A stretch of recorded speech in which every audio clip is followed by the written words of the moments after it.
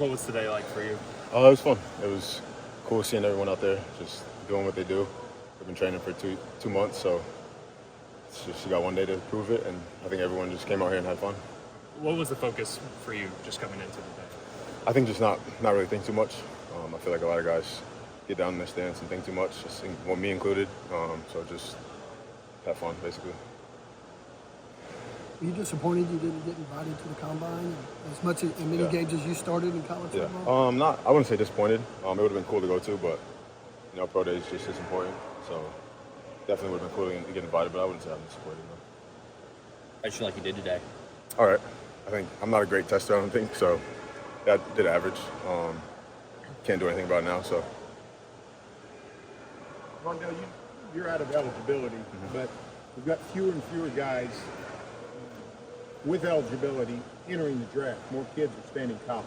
Yeah. Do you think that's NIL? What do you think that's all about? I think it's NIL. Kids here definitely want to compete in the SEC, so like guys like Danny and Billy, they definitely want to stay and compete, but I think NIL is a big part of it. It's guaranteed money rather than going to trying to make a team on the NFL and not be without a job after that, kind of. So, yeah.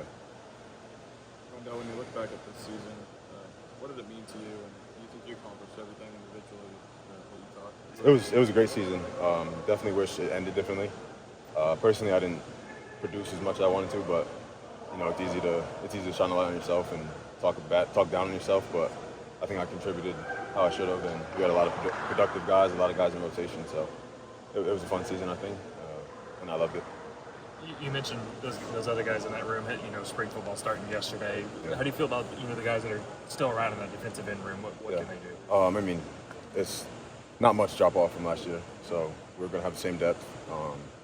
And new guys coming in, I don't know much about them, but I know Ethan and Trace and PJ and R. Mason are going to lead that room. And I think it's going to get better, obviously, but nothing's really going to change. What was the mindset coming into it? Was there like one event you were really trying to tone in on other than another? I think everyone, it's a 40. You don't want to be too slow over time, but then at the same time, some guys have a better 10, like a 10 start. Some guys have a better back end. So I think just the 40 was probably the one thing I wanted to do a little better on, and I did where I was, so I didn't do better, but it was pretty decent for me.